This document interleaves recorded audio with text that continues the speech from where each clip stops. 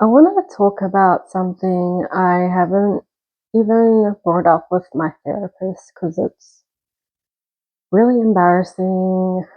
And yeah, I just feel it makes me feel silly and ashamed.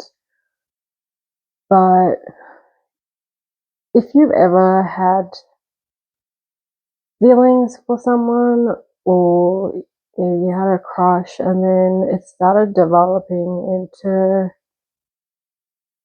something where you couldn't stop thinking about them and you were almost obsessed and you're thinking about them all the time and like having fantasies. Um, and maybe you even thought you were in love at some point, but you've never actually been in a relationship with them. This is a thing called limerance, and I wish it's something that I would have known a long time ago.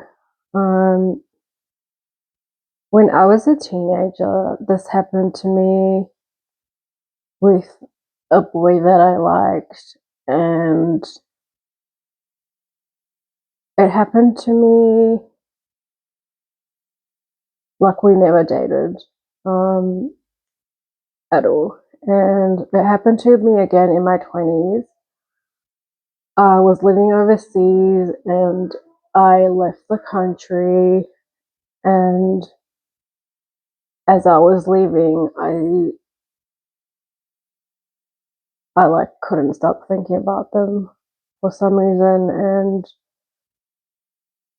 after I left the country, I was still thinking about him and messaging him, and like obviously nothing was going to happen between us.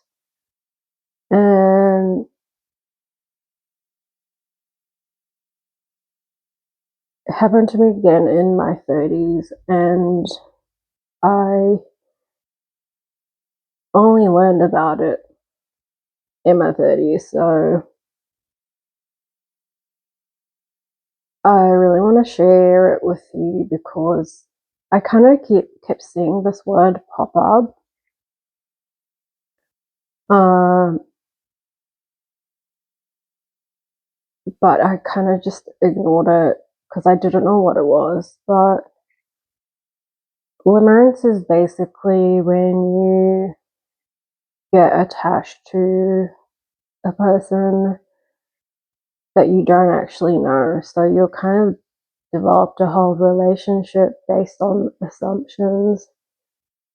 And I've seen people saying a crush is just a lack of information, and limerence is like that to the power of 10. And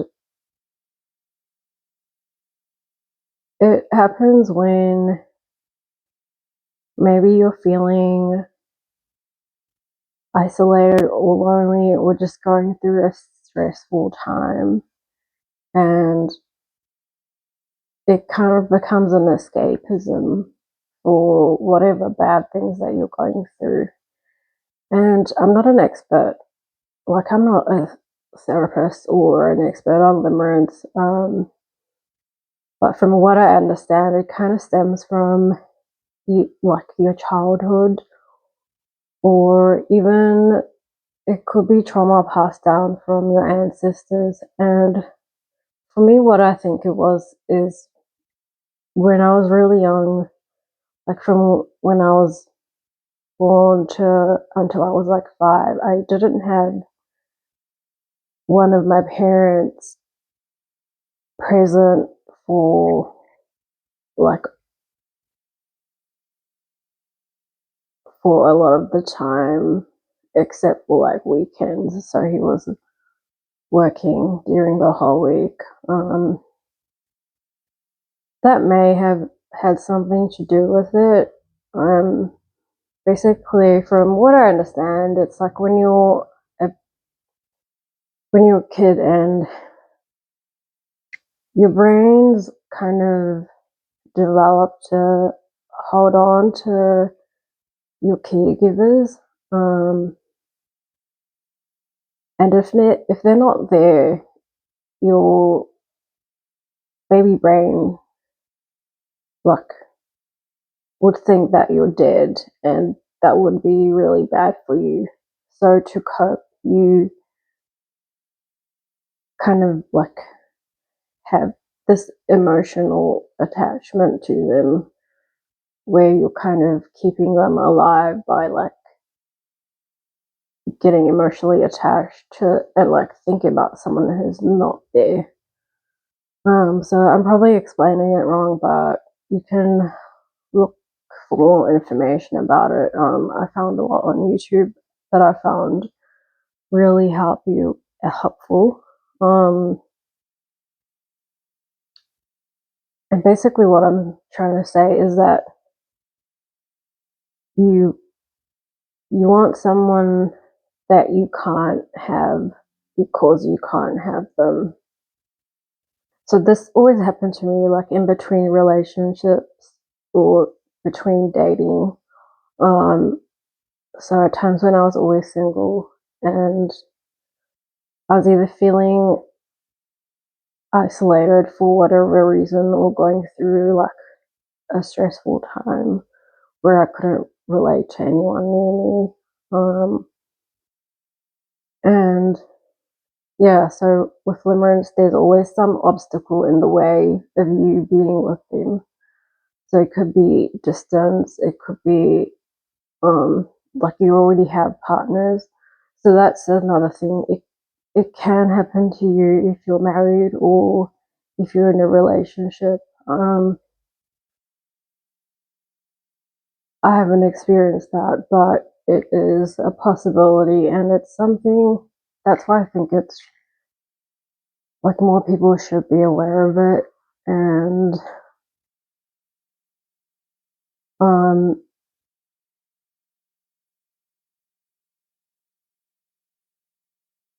yeah, I think what started helping me heal was to recognize that the person is so wrong for me, and there's a reason like we weren't together for whatever reason.